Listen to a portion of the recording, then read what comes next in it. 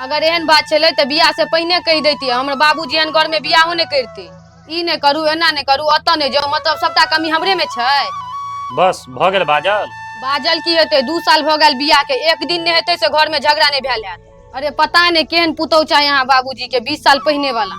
अरे हम पुतौ छियै लेकिन अहाँ तेकर बेटा छियै, अहाँ के बारे में तो सोचबाक चाहिए। दुनिया में एते बाप देखलिए लेकिन एहन खराब बाप नहीं देखलिए। खराब बाप? बाप केना खराब भ सकै छै संजीला? खराब बाप दुनिया में केकरो नहीं होइ छै, चाहे वो हमर होय चाहे अहाँ के।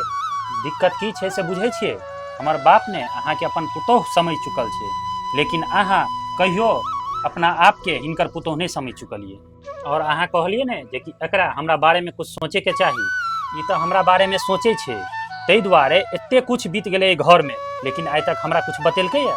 कहियो हमरा बारे में सोचलिए है?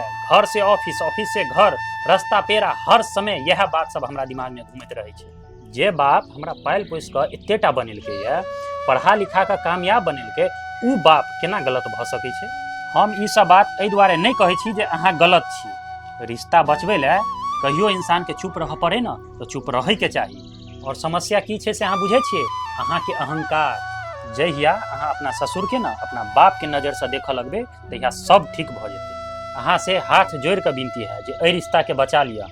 रिश्ता बड़ा मुश्किल से बनै छै। हम जाय छी। कतऽ जाइ छै? रुकू, खाना लगा दै छी, अहूँ बैस जाओ, बाबूजी के कहियो बैसे ला। लगैया आब अहाँ समझ गेलिए। वाह कनिया, हमर घर एने आवाज रहे।